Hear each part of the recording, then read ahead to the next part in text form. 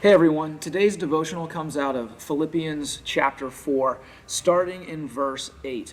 Paul is writing to Philippians and he says this, he says, "Finally, brothers, whatever is true, whatever is noble, whatever is right, whatever is pure, whatever is lovely, whatever is admirable, if anything is excellent or praiseworthy, think about such things.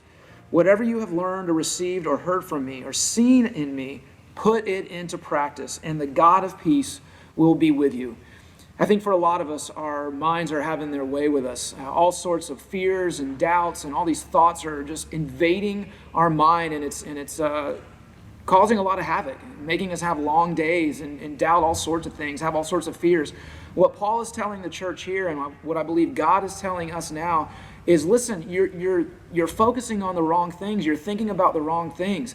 The first thing that Paul tells the people of Philippi to do is to think on what is true. What is true is the Word of God. What is true is the things that God says about us, what God says about Himself. And I want to really ask us and be honest with yourself. Are you thinking about that? Are we thinking about the true things that God says, or are we thinking about all sorts of other things that are causing all sorts of issues in our mind and in our lives? And so I want to encourage us today to listen to Paul's words here, to consider and think on what is true. And I want to specifically point out something else that he says in verse 9. He says, "Whatever you have learned or received or heard from me or seen in me," this is the important part, "put it into practice." Church, I believe now more than ever the church is looking different than it ever has. We are not a building that meets on Sundays. We are a people, and we have hands and feet, and we are the hands and feet of Jesus. We are supposed to believe, I believe now more than ever, go out into our community to reach, teach, and send people about Jesus. And they need Him now more than ever. And so let's put these things that we know, these things that are true, these things that are honorable, these things that are praiseworthy, let's bring them out into the community. Let's put them into practice. And what we at Beaches Chapel want to do right now is we want to offer a 10-text challenge where today, text 10 people.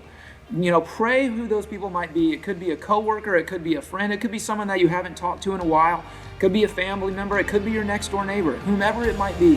Find 10 people in your phone and send them a text. Tell them that you love them. Ask them how you can be praying for them. Let's put these things into practice. You know what Paul says earlier in chapter 4 of Philippians 4 is he says that our gentleness, let our gentleness be evident to all because God is near. And so let's make that happen. Let's let our gentleness, the things that we know about the Lord as God in us, let those be evident to all people. And let's reach out to people. Let's start believing and thinking on the things that are true, not on doubts. And as we do that, as we put these things into practice, what Paul says is that the peace of God will be with us.